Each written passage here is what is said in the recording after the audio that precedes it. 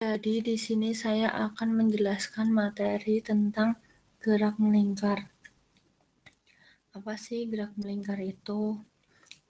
Gerak melingkar baraturan atau disebut GMB adalah gerakan suatu benda yang mengikuti lintasan berbentuk lingkaran dengan kecepatan sudut yang konstan. Dalam GMB, kelajuan linear tetap, tetapi arah kecepatan selalu berubah, sehingga benda mengalami percepatan sentripetal yang selalu mengarah ke pusat.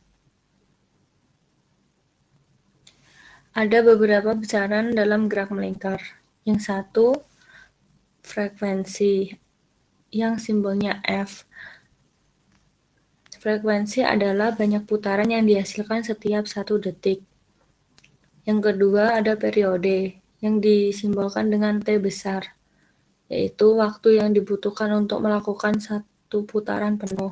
Yang ketiga, kecepatan linear, atau simbolnya V, atau kecepatan tangensial, yaitu hubungan panjang lintasan linear yang harus ditempuh benda dengan setiap selang waktu tempuhnya. Yang keempat, percepatan sudut. Percepatan sudut adalah laju perubahan kecepatan sudut terhadap waktu. Dan yang kelima adalah perpindahan sudut. Adalah sudut benda yang bergerak secara melingkar dalam selang waktu tertentu. Yang terakhir, kecepatan sudut. Besar sudut yang ditempuh dengan dalam setiap satuan waktu. Rumus percepatan sentripetal pada gerak melingkar beraturan yaitu A. S sama dengan V kuadrat per R sama dengan omega pangkat 2 kali R. Keterangannya AS percepatan AS sama dengan V kuadrat per R sama dengan omega pangkat 2 kali R. Keterangannya AS percepatan sentripetal, V kecepatan linear atau tangensial, R jari-jari lintasan, dan omega kecepatan sudut. Perlu diingat bahwa semakin besar kecepatan linear atau tangensialnya, maka akan semakin besar pula nilai percepatan sentripetalnya. Vektor pada percepatan sentripetal ini menuju pusat lingkaran atau sumbunya, tapi vektor kecepatan linearnya lurus. Selain itu, kecepatan sudut akan searah dengan putaran benda. Vektor percepatan dan kecepatan linear saling tegak lurus. Itulah mengapa percepatan sentripetal dengan kecepatan linear gak sama. Begitupun dengan arah percepatan sentripetal dan kecepatan sudutnya. Karena percepatan sentripetal memiliki arah yang selalu menuju pusat lingkaran atau sumbunya, sedangkan kecepatan sudut sesuai dengan arah putaran benda. Selanjutnya bisa ada rumus hubungan sudut, kecepatan sudut, frekuensi, dan periode pada GMB. Cara mencari periode sama dengan waktu yang diperlukan untuk berputar 1 putaran penuh. Dan rumusnya T sama dengan T besar sama dengan T kecil per N, yang dimana T besar adalah periode, T kecil adalah waktu yang dibutuhkan, N adalah banyak putaran. Dan mencari frekuensi itu dengan F sama dengan N per T. Hai teman-teman, saya di sini akan melakukan percobaan gerak melingkar.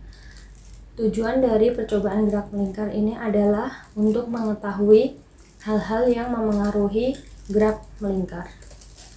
Di sini saya mempunyai 2 beban. Beban pertama seberat 100 gram dan beban kedua seberat 200 gram. Saya akan melakukan 2 percobaan. Percobaan pertama, saya akan mengukur tali rafia ini sepanjang 15 cm.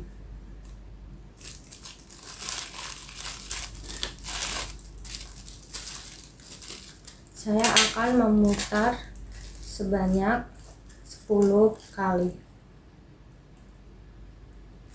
1, 2, 3, 4, 5, 6, 7, 8, 9, 10. Dan memerlukan waktu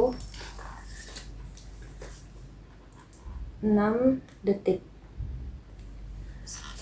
Selanjutnya saya akan mengukur beban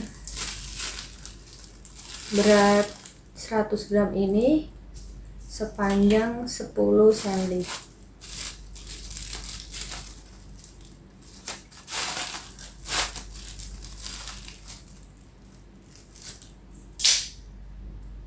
Dan saya akan memutarnya 10 kali lagi. 1, 2, 3, 4, 5, 6, 7, 8, 9, 10. Dan kita memerlukan waktu 5 detik untuk panjang tali rafia 10 cm dengan berat beban 100 gram. Dan di sini saya sudah menghitung percobaan 1. Percobaan 1 saya dengan jari-jari 15 dan banyak putaran 10 dan waktu yang diperlukan adalah 6 detik. Cara mencari periode sama dengan T besar sama dengan T kecil per N sama dengan 6/10 sama dengan 3/5. Cara mencari frekuensi sama dengan 10/6 sama dengan 5/3. Cara mencari kecepatan sudutnya 2pi kali F sama dengan 10,46. Dan selanjutnya mencari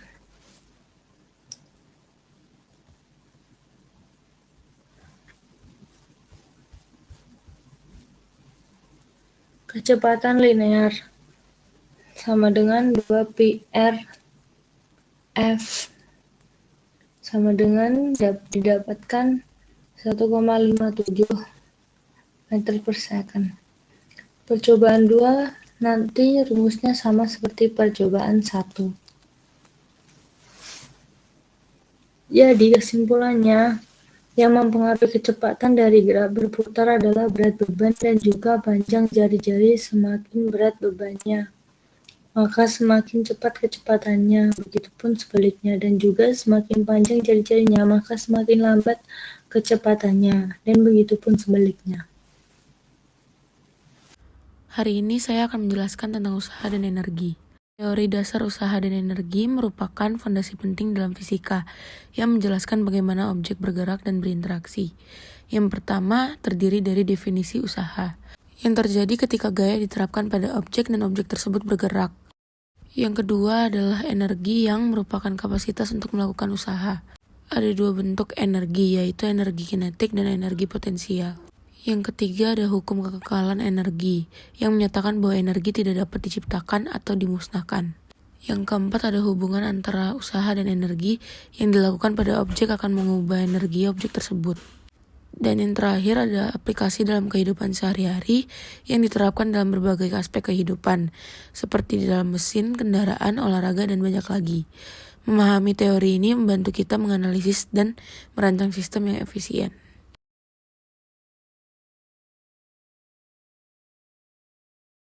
Pendekatan perhitungan yang pertama ada menghitung usaha. Rumus usaha digunakan rumus W sama dengan F kali D kali cos. Lalu identifikasi gaya, pastikan untuk mengetahui nilai gaya yang diterapkan dan jarak yang ditempuh dan sudut antara gaya dan arah gerakan. Yang kedua adalah menghitung energi. Energi kinetik jika objek bergerak gunakan rumus KE sama dengan 1/2 kali mv kuadrat. Dan mencari energi potensial jika objek berada pada ketinggian gunakan rumus PE sama dengan M kali G kali H. Yang ketiga adalah menerapkan hukum kekekalan energi. Total energi awal sama dengan total energi akhir sama dengan KE awal plus PE awal sama dengan KE akhir plus PE akhir. Di sini ada contoh perhitungan dan simulasinya.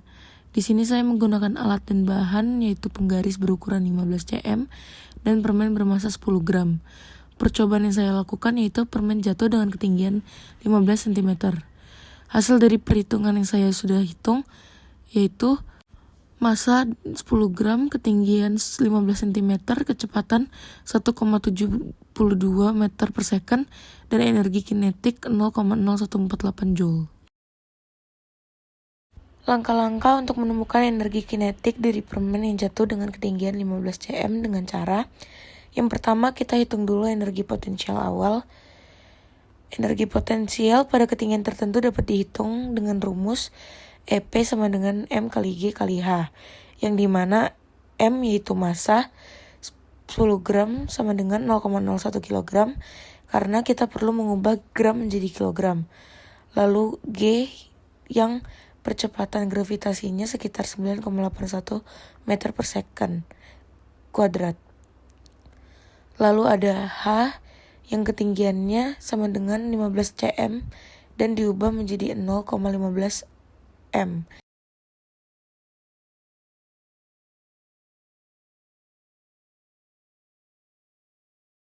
Yang kedua, kita menghitung kecepatan. Saat permen jatuh, energi potensial akan berubah menjadi energi kinetik. Saat mencapai permukaan, kita dapat menggunakan hukum kekekalan energi, yaitu EP sama dengan EK. Energi kinetik dapat dihitung dengan rumus EK sama dengan 1/2 mv kuadrat. Kita sudah diberikan bahwa kecepatan permen saat jatuh adalah 1,72 meter per second. Cara menghitung EK itu EK sama dengan 1/2 kali 0,01 kg kali 1,72 meter per second kuadrat, dan ditemukan hasilnya yaitu 0,01479 joule. Kesimpulan yang kita dapat yaitu energi potensial yang dihitung hampir sama dengan energi kinetik yang dihitung, menunjukkan bahwa energi potensial telah sepenuhnya diubah menjadi energi kinetik saat permen mencapai tanah. Dengan cara ini kita dapat memahami bagaimana massa, ketinggian, dan kecepatan saling terkait dalam perhitungan energi dalam sistem fisik.